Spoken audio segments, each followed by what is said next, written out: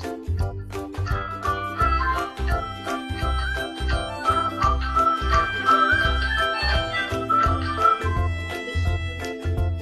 And there was that little, we were there talking about the fiber, and that's what we got a lot of responses about talking about bread, because there's actually a lot of hidden sugars in bread.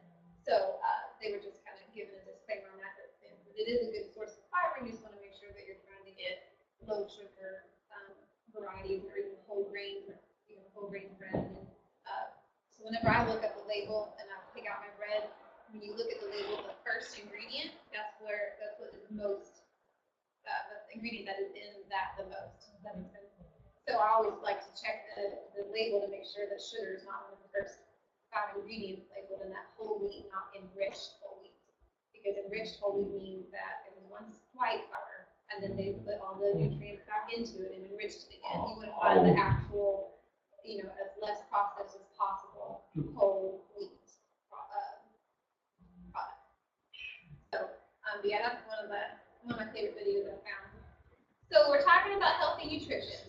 So we know about sugar. We're talking about our diets in general. I found this great resource on the Montana Disability and Health Program that I thought was fantastic, and I wanted to share it with you. And it says looking at your diet like a tree. So the tree is good eating, where your level 1 is your tree trunk.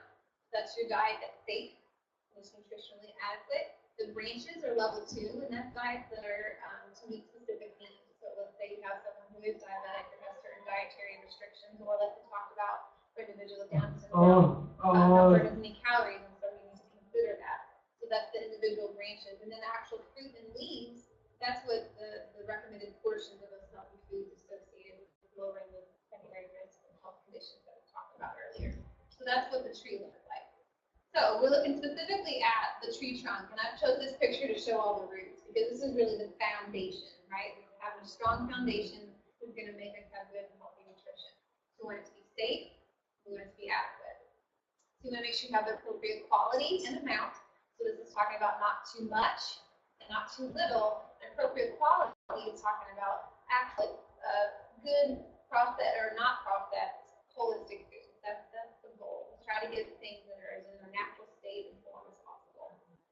So a variety of fruits and vegetables, the whole range that I talked about. Making sure it's safely stored and prepared. So one of my friends is registered nutrition. 4 is her magic number. So if it's been out of the refrigerator for 4 hours, that's the max life that needs to be thrown away. Or if it's 4 days. So obviously some things can maybe last longer than 4 days or so, but that's usually her standard goal, especially when it comes to meat.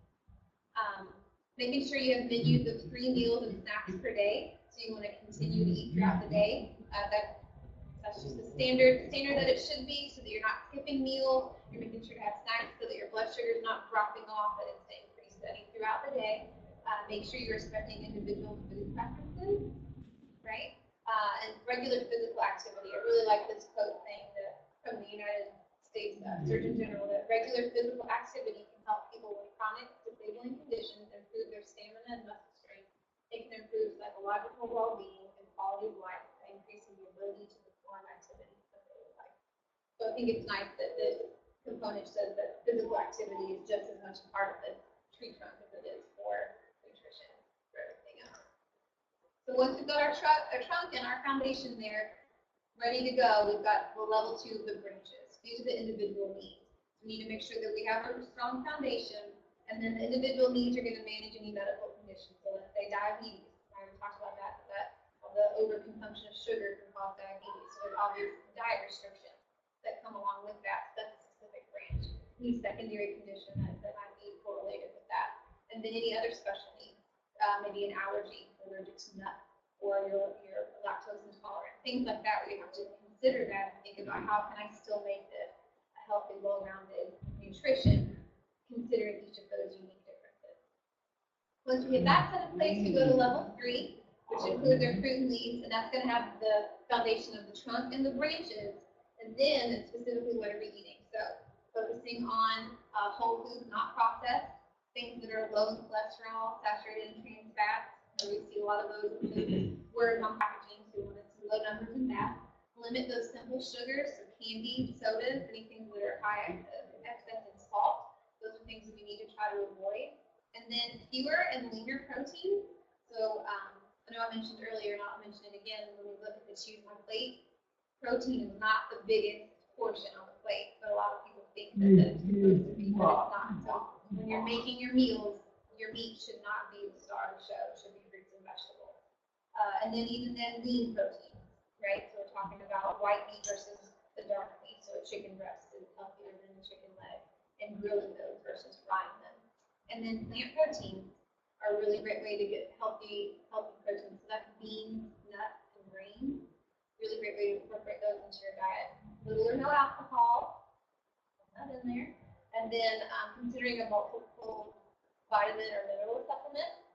And so the next slide talks about the vitamin and mineral supplements, why you might want to consider that. So that would be more so, I didn't find any research that says that individuals with Down syndrome need it or have to have that. It's more of an individual thing.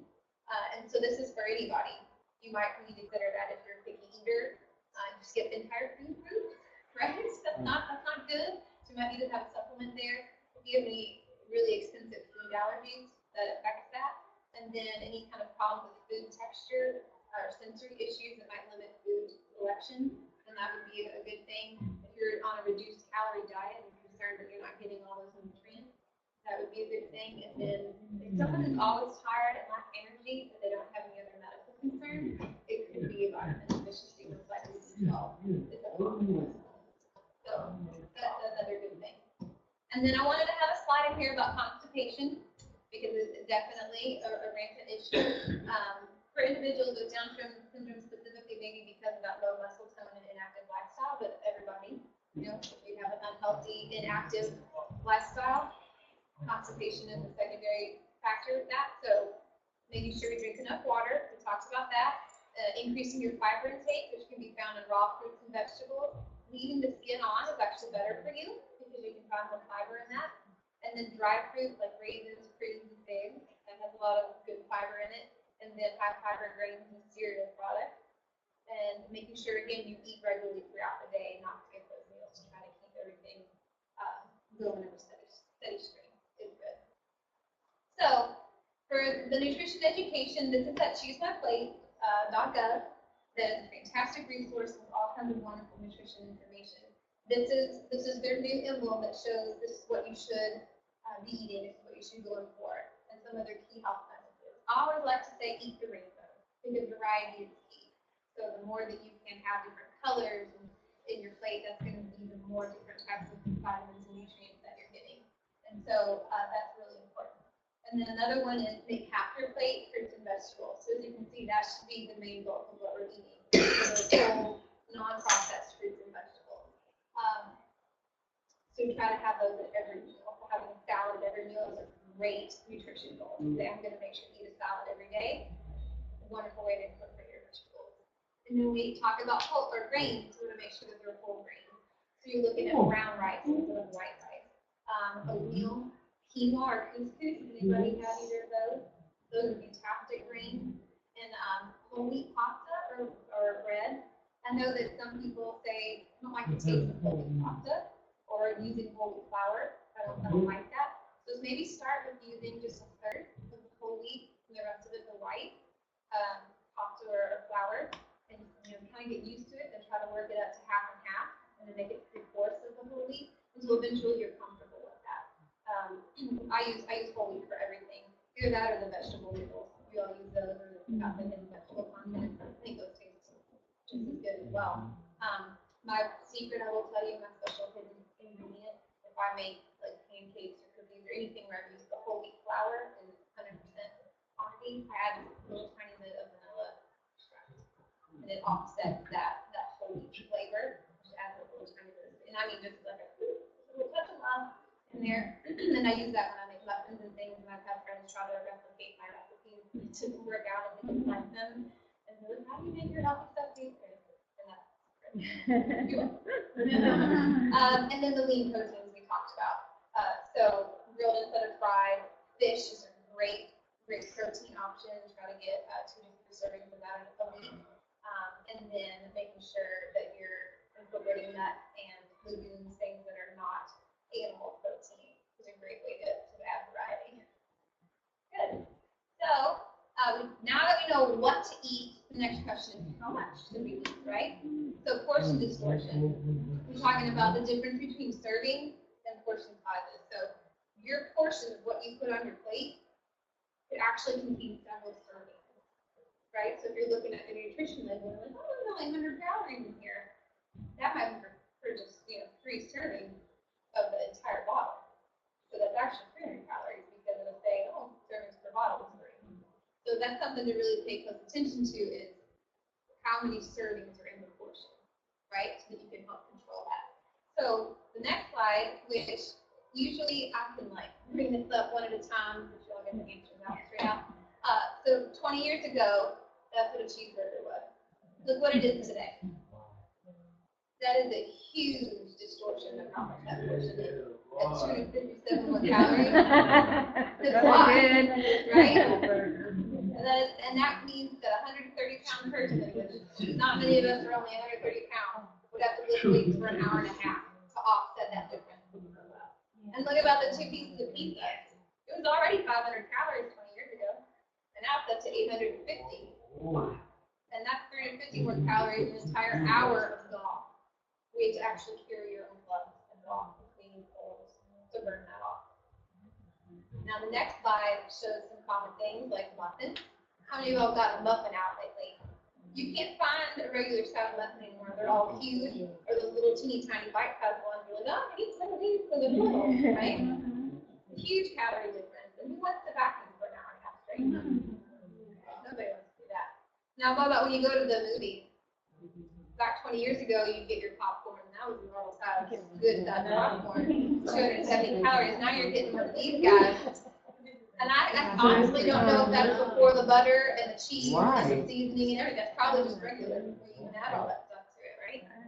And that's sad because actually popcorn is a good source of fiber. But you're eating and adding all that kind of stuff to it, that's a lot of calories that you're adding to your diet, right? So just being aware of how much I'm eating is a big thing. So serving sizes. I wanted to help you today. You're going to walk away today knowing, okay, I'm going to pay more attention to my portions and my serving sizes. So the easiest way to do that is actually use your hand. So let's say you want 1 ounce of cheese or 1 teaspoon of butter or salad dressing, because that's usually a pretty easy. I'll kind of think about it and have 1 teaspoon of that. You're going to look at that, and that's just the size of your thumb tip. So that's from your knuckle here. That's about an ounce or a teaspoon of cheese or oil or salad dressing. 1 cup is usually about the size of a tennis ball or a man's fist. That's about 1 cup of something. So that's something easy that you can look at and remember. This next slide, I actually found this down how to measure serving sizes using your hands. So it's talking about, if you're looking at something like rice, pasta, or fruit, and veggies, that's 1 serving, right? So that's 1 serving of those things are. In your palm, that's how much a serving of meat is. Fish or poultry, right there in the palm of your hand. That's what 1 serving would look like. The same thing for the thumb. That's hard cheese or peanut butter. That's going to be a tablespoon. Remember the teaspoon was from the knuckle, a tablespoon the entire thumb. Does that make sense? That's the difference with the knuckle. So the next slide talks a little bit more about different ones. I like to point out that the 1 cup of cooked pasta, remember that one size of your fist? That's actually 2 servings. Once it's cooked, right? Because it can expand. So if it's one fistful, when it's dry, once you cooked it, it becomes 2 servings. How many of us eat probably more so than 5 pounds of pasta or rice, right? Just don't think about it. So 1 cup of raw leafy vegetables is about 4 leaves. And half a cup of cooked or raw chopped veggies is about the size of one of those regular light bulbs before they went LED. I don't know how much longer I'll be able to use that. So things that you can visually see to correlate to what are appropriate serving sizes and portion sizes. So some reminders on how to be successful. So we know exercises to do. We know things that we should do to have healthy nutrition. So these are some reminders. Make it fun. So if you feel like you're exercising or playing a game, obviously you're going to be more entitled to want to play a game, but not realize you're exercising. Another way to make food fun, cook together, right? Or come up with fun little ways. Growing up, I remember that my friend's mom would make Mickey Mouse pancakes. And I loved that because it was fun. All she had to do was put 3 together to make it look like Mickey Mouse. And that was something really fun. And there's all kinds of resources like that on that choosemyplate.gov website. There's a lot of neat ways to make fun food and interesting. And then knowing that it's a choice. If you're forcing somebody to go to an exercise class to do something, they're not going to be as inclined to do it. So make sure you recognize that it is a choice, and that I want to encourage you to know the education to make these choices, and I'm going to support you in making those choices, but I'm not going to force you. That 1 minute rule, write it again, 60 seconds. If you feel like not doing it, give me 60 seconds. Most likely you're going to keep going.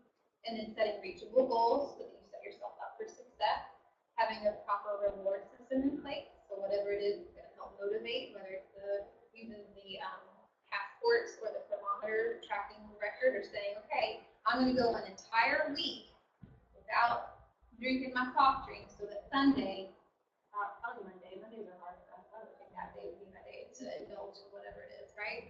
So if you're working on that, and then make sure you keep a schedule or log so you can keep track of progress and help motivate yourself to see how you can improve, or maybe if there's something that's going really well and you're like, oh, I'm doing really good at that, is going to motivate you, or maybe something that you didn't think of being a barrier, you're going to be able to identify so you kept track of it. And then this is the true definition of I can't, and this was actually provided from one of the volunteers from my that worked with one of my individuals in my summer group. She told us this, that when you say I can't, it actually stands for I can always nail this. So anytime someone say I can't, myself or one of the other participants would say, oh, good, you can always do that. Yeah. And so it's kind of not that easy escape route to just say, I can't do that. Yes, you can. You can try, and we're going to see if we need to adapt it. But you're going to at least try, and I bet you can do it. So just some fun activity ideas just to take with you today. Chair volleyball with beach balls, especially if you've got limited mobility issues. Super fun. I even did this when I went to EKU. There's some OT students that volunteered with us, and psychology students, and we set up a group for individuals with autism. We didn't have a net, so I had the volunteers stand in the middle of the room, and we used the big ball, and that was actually fun because they got to participate and hit the ball back to us. So now you have an active net.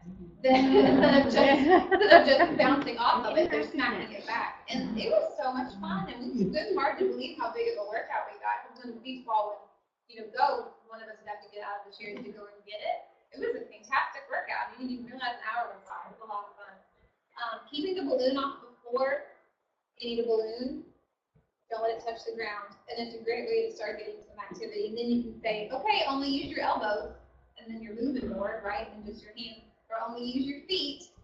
We did say at one point only use your head, but make sure you don't headbutt anybody. That was a lot of fun, different ways to just kind of add some unique ways. The inexpensive to use resistance band soup cans or the homemade weights. I got some of those out earlier, but this guy right here actually has rocks in it, and I recycled.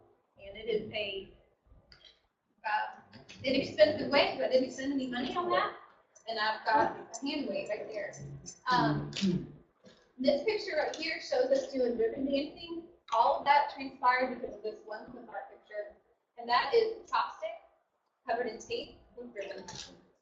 So, I'll be honest, I wiped chopsticks from the dining hall, across from my building, as dollar store duct tape, and clearance decent Michael ribbon. And this was probably one of my favorite aerobic activities, because we got to make them together. I love to dance, and we played fun songs, like I did Low Rider, my song, everybody else sing a song, because I have to do what the man said. We got low, and then we brought it up, right? So this was a great, fun activity and really inexpensive. And remember the participant I said that hated dancing? This is the most active she ever was in the entire 12 weeks because of this day. So, and I think I had one other agency with you who couldn't find chopsticks, so they used number 2 pencils that were sharpened and just tape those together. Probably should have done that, but it's still chopsticks. So dancing to music and using props to get your arms moving more is a great way to do that. Doing yoga or chair yoga is another fantastic flexibility exercise. And then people forget that walking, we talked about earlier, walking is a fantastic exercise, moderate activity. You try to make sure that you're moving your arms and moving a little bit faster, but there's so many good benefits of just walking. And it's easy to do and inexpensive. And then never underestimate the value of the dollar store or the free videos available on YouTube. I even found at Richardson video on YouTube for free. I have that access on our website, so I'll just show you that. But there's so many great resources out there. So it just shows that you can do health promotion programming on your own without going to a gym, without spending a lot of money. It's just making it fun and being creative about it. And that's what I'm here for, to help you come up with those things. So definitely make sure to get my contact information today. This is one of my favorite activities that we did. Health Edco had a lot of great things that you can purchase, and one of the things they had was a beach ball that had health questions on it. And so I got a beach ball and went to draw lines and make health questions. And Mr. Cheerleader, the little OCD, and he was like, I can't hold his on straight. It's not. So I got this guy from the dollar store.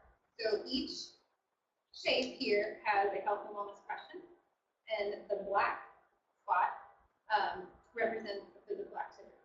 So I'm going to toss it over here to the friend, and wherever her right thumb lands, what does that say?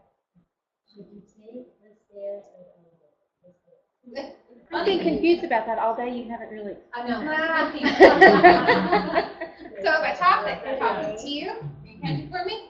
All right. So now his hand, I saw it when he caught it, landed on a black square. So if that was the case, and we were all warmed up and actually doing an activity, then my friend here would actually lead us all in whatever exercise of his choice, right? So this was my favorite activity, and I'll tell you why, because it incorporated a little bit of nutrition and health knowledge with some physical activity, and there's self-advocacy questions on here. So one of the questions is that, what's your biggest obstacle to being healthy? Or what's your favorite thing about yourself? And we get that for free for all our worst critics, right? And what I saw is that the individuals in my group would be like, well, you're a really good motivator. You make me want to be healthier. I like your sense of humor. And that sense of community came out. So this was absolutely one of my favorite exercises that I did for $1. So something really good. And on the Wellness for KY website, all these questions are on there for you if you wanted to make your own. So I'm going to leave this out too. Thank you. So big thing, let others know that you're trying to make healthy choices and all these changes with you and your family. So if your kids have got friends at school that maybe they hang out with a lot, make sure to tell them, you know, that you're trying to be healthier. You're taking on a vegetarian lifestyle so that they can support you. Because if there's barriers with healthy options like transportation or kids to go grocery shopping or meal preparation, those kinds of things, being supportive of each other is just going to make it more successful. There's research that shows that. This is the slide I usually like to talk about. This young lady, Monica, with her intellectual disability, she did live at home with her parents.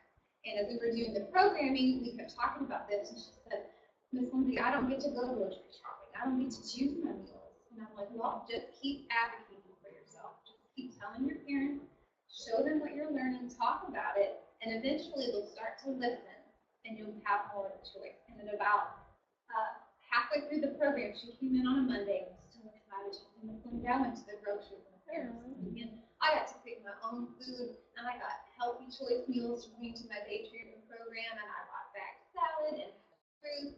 She was so excited.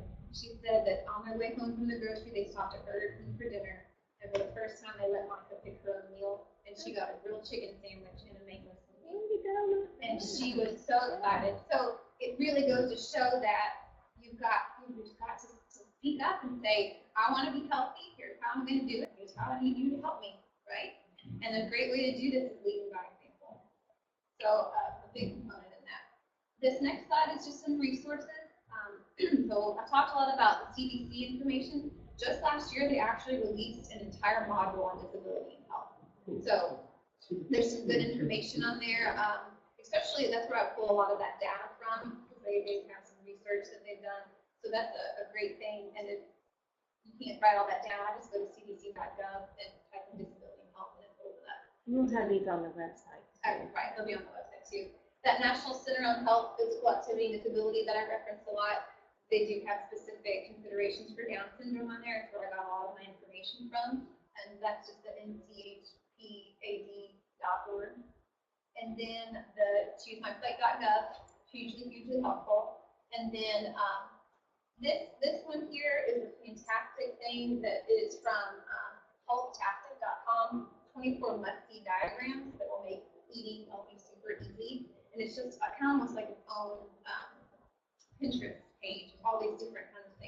smoothie recipes, good ways to put meal preparation together. So if you have someone that's in charge of meal planning, it says that spinach goes well with walnuts, which goes well with eggs. Something like that. So 24 different diagrams that are just really great resources that show health and nutrition, just good, helpful hints with that. And then the website that I work on that I support is the wellness, the number 4, and the letters KY.org.